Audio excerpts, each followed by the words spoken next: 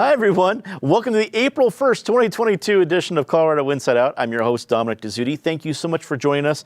And we will start right off the top. A little bit of a different setup today. We have a little bit of miscommunications. We have three wonderful guests joining us. And this is an April Fool Jokes free edition of Colorado Inside Out. We thought we'd be, no, we're not going to try to be clever as, trying to put capital letters in certain things. If you're on Twitter, you know what I mean. We're just going to play it as it is with this wonderful panel. Let's get right to it. The city of Denver has been ordered to pay out a total of $14 million to 12 people who suffered injuries inflicted by the Denver Police Department during the George Floyd demonstrations. According to the jury, police demonstrated excessive force that both violated First Amendment rights and caused unnecessary physical injuries. Patty Cahoon from Westward, as always, we start with you. $14 million is a lot of money for any city, but especially Denver. What kind of impact do you think this jury decision will have? Well, it's definitely no joke, a $14 million decision, and it came through pretty quickly. After 3 weeks of testimony from just about everyone under the sun, the jury was not out very long. This is the first federal decision related to protests after the George Floyd case and the riots after the George Floyd murder, and we'll be seeing more of them. That's, I think, one ramification. Denver has to decide if it's going to appeal or not. I think other ramifications will be someone had floated Paul Pazin's name as a possible mayoral candidate. I would think this definitely knocks that out. Nick Mitchell's testimony and parts of his report, he was the former independent monitor who left right after he'd done a report on the police response. That was fairly damning. You also saw, though, there was some behind the scenes with some jockeying for position. Police love to gossip as much as anyone outside of journalism, and I think there was a lot of manipulation of how the Denver police would be presented. But there was no question communication was horrible during the riots. You wonder what lessons we'd learned from being prepared for the Democratic National Convention here in 2008. All the communications that were supposed to be in place then certainly weren't in place in 2020. The DPD did not have a handle on it, and here's the result. David Kopel from the Independence Institute and DU Law School. Policing hasn't needed any other chilling effects to it for the last 2 years, but this seems to me this isn't going to help, especially at least in Denver. What do you think? Well, it's a verdict, according to a Fox 31 data investigation. The size of the verdict is about the same as in comparable cities in comparable situations over the last 8 years. One of the issues the jury was thinking about was Denver's defense lawyers said, look, most of these injuries were caused by other police departments because we were overwhelmed and we did a call for aid and they came in, so you shouldn't sue us. And the plaintiff's lawyers said, well, but they were all under your operational command, even if imperfectly, and obviously the jury agreed with that. And I guess my view is I wasn't in the jury box. I didn't attend the whole trial and see all the evidence, and the jury did. So I don't want to cast any aspersions or doubt on their verdict. And there were some serious injuries among the victims who sued, like a guy whose skull was fractured. And so there were a lot of peaceful protesters on the street. And of course, they didn't do anything wrong. They were exercising their First Amendment rights. But holding people accountable for the injuries in these demonstrations shouldn't just stop with the police officers who did something wrong. Many police officers, too, were violently attacked. Over 70 were injured. Jaws broken, people hit by cars, serious bodily injuries, rocks, bottles, bricks being thrown at them. And these came from the violent criminals, a lot of them, who attacked the police. They rioted, they looted, they burned, and they intentionally created an atmosphere of violence. And they are the ones who are ultimately responsible. Rounding out our panel takes, we have a three-person panel, a longtime political reporter and columnist, and a dear friend, Lynn Bartels. Thank you so much for being here. Lynn, this is a big thing for a city that has been just beginning to deal with all the ramifications from the last couple of years, and we're on the cusp of some municipal elections in 2023. I got to believe that this is going to add fire to what is already going to be a pretty hot election. What do you think we will see as ramifications from this decision? Well, already you see the whole fight over the police chief. Should he go? No, let's defend him, keep him there. I think those of us who watched the news reports when that was happening were just kind of like dumbfounded by what was going on. I know friends that went and marched. I mean, there's someone in my building, she's in her 60s. her son was a defense attorney, and she went down there because she thought you had to show support. This is not somebody who would ever throw a bottle at a police officer and all that. And there was that group that kind of marches for anything and causes trouble. We've seen them before, but the injuries were severe. I did not follow the trial closely. I was not shocked by the size of the verdict, quite frankly, because police verdicts in the last couple of years have just been so, big and large. Also, that report was so damaging about the problems within the police department. Like when you read that, you said, wow, that verdict's going to be ugly, because it was true that they were there. Now, I'm also, that there's a part of me that said, can we set aside every person who got something, or the attorneys, their huge fees that they're going to get, could they maybe pay the deductible for all the people who had to replace their vehicles and their windows and everything else that happened? It was just such a sad chapter. And you mentioned the Democratic Convention. Well, that you could prepare for. And I mean, this was, to me, it was the police response following a couple days later, like they knew it was going to happen. And I still didn't feel that they were prepared once they knew that first night when everything went to hell. Mm-hmm. True. In an effort to reduce vehicle emissions, state lawmakers are working with RTD to create a fare-free transit pilot program. If passed, the bill would put $14 million toward free transit programs for the next 2 summers. David, this seems to be centering on kind of the high ozone months in the middle of summer.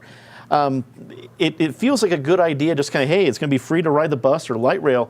The other part of me wonders that it's a little bit risky for RTD, because if it's free and people still don't ride, that is not going to look good. But let me not be a cynic at this point. What do you think about this proposal currently in the legislature? Well, we can look at how these things have worked elsewhere. They've been, free fare programs have often been pretty successful in small systems like college towns. You very rarely see them ever being sustainable in something like RTD, where you have a fleet of over 100 buses. And of course, RTD is well over that. We can also look at when this was tried in Denver in 1979, when the federal government's Urban Mass Transit Administration gave a grant to RTD to do free fares for off-peak. The ridership went up by 39 to 46%. Now, the study of that by the Urban Mass Transit Administration said, well, that's true, but also RTD was redesigning its routes and improving things in other ways, so not all of the increase came from that, but clearly a lot did. The study of how this grant worked also found there was more crowding and decreased schedule reliability. But probably the biggest reason it ended was because of the bus drivers who complained about excessive rowdiness among younger passengers and what they believed were conditions that jeopardized their safety and that of passengers. In short, drivers seemed to have more hassles with problem passengers, and that happened at the other cities where the same pilot program was implemented. So if we're going to put $14 million of taxpayer money into this, some of that should be spent so that the security level of buses is very solid, which it wasn't last time anybody could get on without paying. And I got to believe RTD drivers and operators are going to want to make sure that security is there. It's already of a high concern, so it's a good point, David. Lynn, it starts in the legislature, so it's a state program, and it has to work with RTD. Do you think that could work? Could this be something that, while it's been tried in other cities, is this maybe jumpstart an effort where you see the legislature and RTD working closer together to address at least trying to get more people into mass transit? Well, I've covered RTD and I've ridden RTD. And one of the things when I worked for the Secretary of State's office, had I wanted, I could have had a bus pass at almost nothing. And it always bothered me that the poor person with the minimum wage job is struggling to feed the meter. Well, people with government jobs or downtown jobs or whatever could just show their pass. It was great their companies did that. It reduced, like they said, the emissions. You had to deal with the parking problems down there.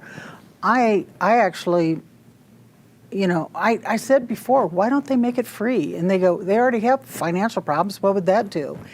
And I think if you did have the security, I'd love to see not even just during the peak hours and the off-peak hours, but everything's all about emissions all the time, like we can't let people drive their cars because they might, emissions. We have to make traffic in Denver a nightmare to get through because we put bike lanes on major streets where they're not being used.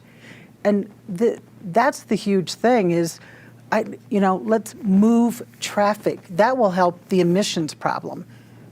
It's true. If you're not idling, you're not putting You're more just air, sitting there pollution in the air. and there's an empty lane, and Tim Jackson with the auto dealers, they went and bought those, little things, and they did experiments in the afternoon rush hour, how many bikes there were on these bike lanes on Broadway and Lincoln, and I think it was Broadway, and it was like nil. Yeah. Having Broadway's on my commute, and I would certainly join that kind of question. Well, one yeah. time when I was going downtown, and I talked about how 15th Street, which used to be that great feeder through downtown, had become a nightmare because you had the designated bus lane and the bike lane. And I put it on Twitter, and all these people jumped on all over me. And I'm like, hey, when I lived in Highlands and Ranch, I rode the 24X. What did you guys do? Crickets, Indeed. Patty, do you think Denverites going to take RTD and the state on their offer of free transit? Let's hope so. If this plan really goes through, and let's face the legislature certainly has been interested in monkeying around with RTD for a while because RTD needs some monkeying around with. I think this is not just a good move for emissions.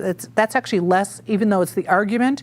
It's important to see, do people want to ride public transit at all right now? Ridership fell off because of the pandemic. It wasn't fun to be having a fight on the bus with someone who wouldn't put on their mask. And it's time to see, can it really work here, and what is it going to take to make it appealing to people? Certainly the security is an issue. We're seeing that right now at Union Station in the terminal. What are they going to do to make sure the buses are safe? And it's going to be especially tough if you don't even have to have I don't even know what they'll do if you can go in for free. You don't have to worry about the turnstile at the terminal bus. But it's important for people to see it's a possibility. But for it to be a possibility, it has to work. It has to be on time. You have to have bus drivers. You can't stop the A line, reduce it to every half hour because you don't have anyone to manage it. I mean, RTD has a lot of things they would have to work out before this would be a successful experiment. The Denver City Council approved a new redistricting map this week, giving the thumbs up to Map D in a 12-to-1 vote.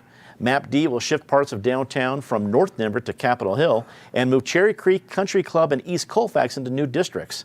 Lynn, you have covered redistricting on the federal level, state level, and the local level for years.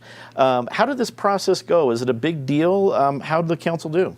Well, it's always a big deal, and people will tell you who participated in the one 10 years ago that this was much more open and much more taking of people's comments.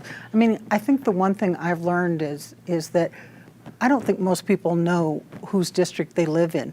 When I moved into Denver from Highlands Ranch, I had to call and ask who my people were, and I actually am pretty up on those things. The other thing, Denver is so great, and Patty can attest to that. In North Denver, you know your boundaries because two of them, aren't part of the city. But once I moved to near like 9 News, I'd have to call and say, now who's my person again? And they're all being switched on the state level because of the redistricting. Candy C. DeBaca voted against it, which tells me it was probably a good map. Patty, I figured that once all the negotiating about which district you would be in among the council, once that was settled, that everything else went smoothly. What do you think of the final map? I think the final map is pretty good. And it was really interesting to watch the process. You would have the city council people in the beginning kind of signing on for one map, and there were some tweaks made to it, not a lot. Others proposed Kevin Flynn had proposed one. He pulled it out early. A couple other council members had combined on one, but ultimately, except for Candy, everyone agreed on this one. I like what it does to downtown. I like it that it puts it in with the Golden Triangle, with most of Capitol Hill. Those are really areas of concern that they have the same kinds of concerns. I think probably ultimately Candy's district is going to be better for her. I think that's a really good one to put those areas together. I think it's great that all of East Colfax is now together because they share concerns. There are always going to be quibbles, and You know, it's always one of the things you don't want to necessarily think about, will the incumbents have to move? As it turns out, they don't have to move. That has been brought up. You know, David, one of the other proposals that came up in the conversation was we still have the 2 at-large members. Should Denver just expand the number of districts because we have so many more people? That didn't go anywhere, but I'm wondering if it seems that we should be on the cusp of trying to think a little bit more creatively, or is the status quo good? What do you think? Well, doing that would require the voters to approve an amendment to the Denver City Charter, and they're free to put that out. You know, the hope when this idea of at-large members was created decades ago was for some would be a chance for a candidate that gets citywide visibility. It might be a stepping stone for potential future mayors. And as it turned out, that's never happened. I mean, it's an honor to be at large, elected by the people of all of Denver, but those people have almost never, as far as I can remember, advanced to some higher office, which doesn't mean it's wrong. It's also okay to have somebody who does have to think about the city and not just their more parochial interests. I thought the map was great, and I would say congratulations to the Denver City Council. If you look at the map, which you can in Westward, the districts are very contiguous. They have a lot of straight lines, except where, you know, the Platte River goes through or something. They're, by the charter, they're required to be compact, have almost completely equal populations.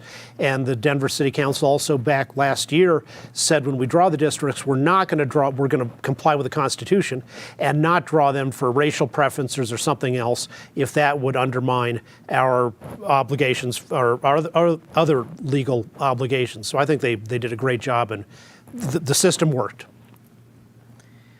Hey, I want to piggyback on that. Certainly, go ahead. The idea that they needed more council people because the city has grown is ludicrous. There's the same number of state lawmakers as there were when this was a very, very small population state. And you look at it now. I mean, I never bought that, and I don't think people should. Well, yes, you've got more work because there's more of a population.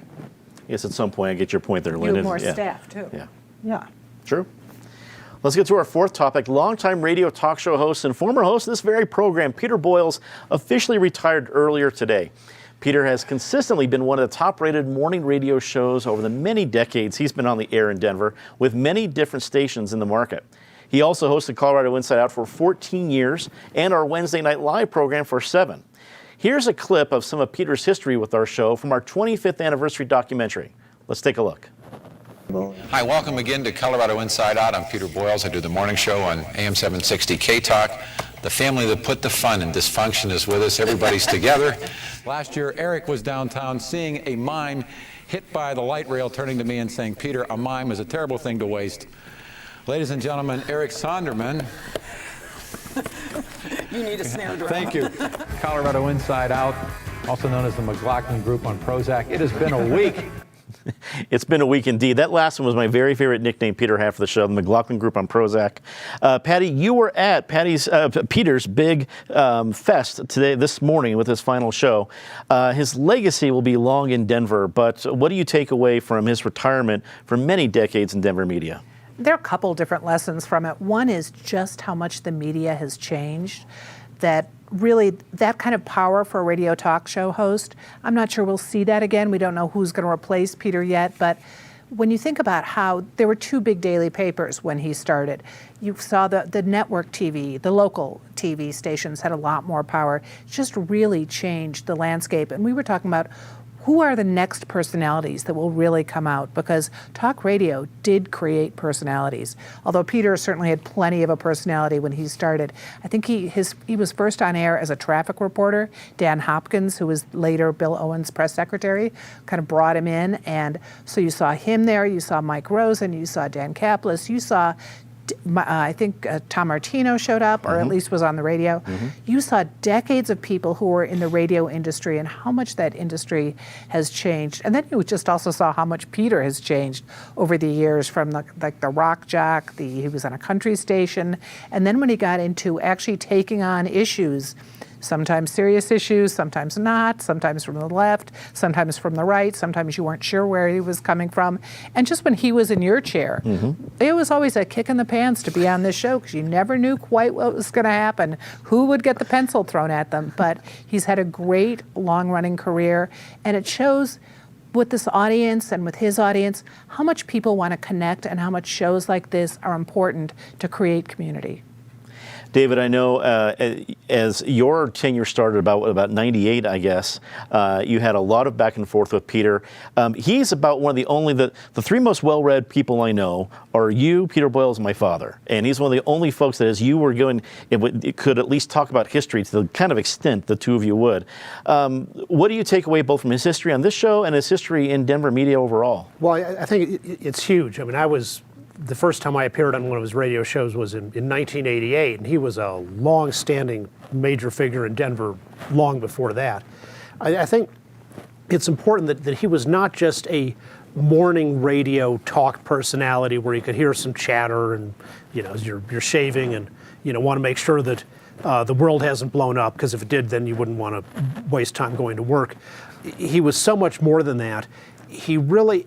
And as I said, he sometimes came at things from the left, from the right, but really from his own independence. He advanced a lot of stories. He brought a lot, in that earlier media days when the Post was a high quality paper and was also competing against the Rocky, which was another high quality paper.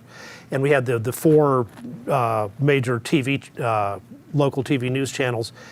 But among those six, if a story didn't get covered, people were kind of locked out, and Peter was really somebody who helped kind of break that monopoly, bring new dissenting, different voices forward. There were certainly stories he covered where I think in retrospect you'd say he went too far down a rabbit hole, got on the wrong side. And others where he really exposed things and made things better. So I think he's a gigantic, truly one of the people at the very apex of Colorado's Radio Hall of Fame.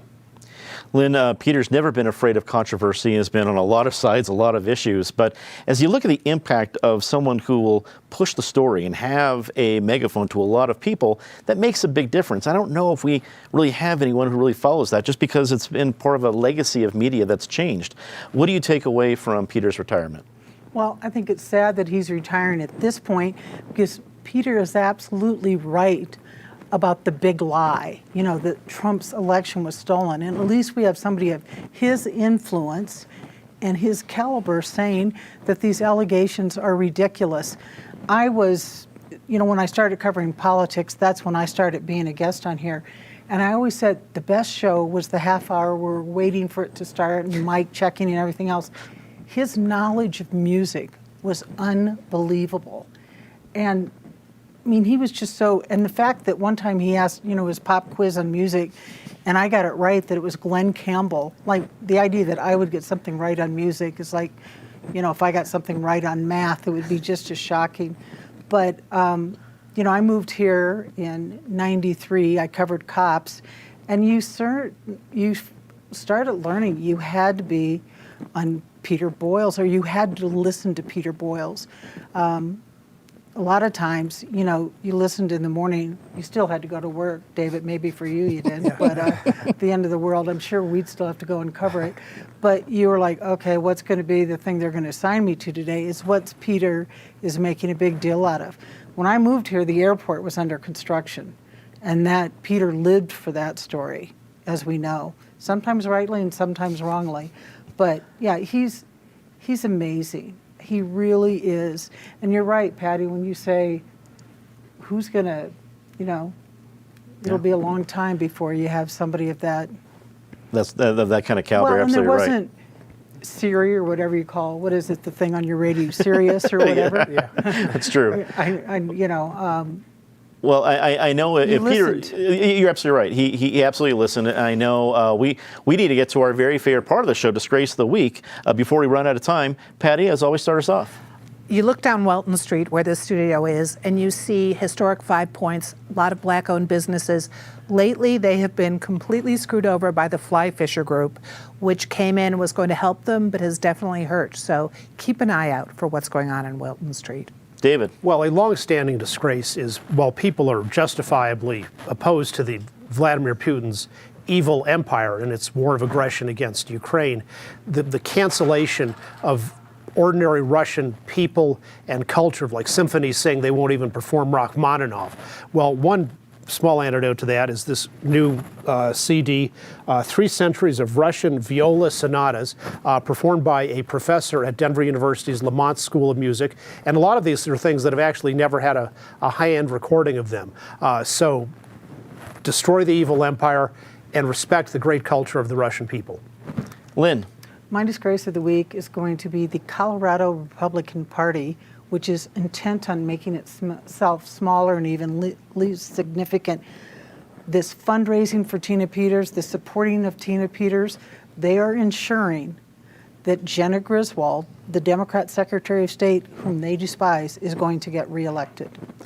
Time to say something nice about somebody rather quickly. Patty. It was an April Fool's joke out of the governor's office, but I endorse the idea of Jared Polis diving from the cliff at Casa Bonita when it opens. David.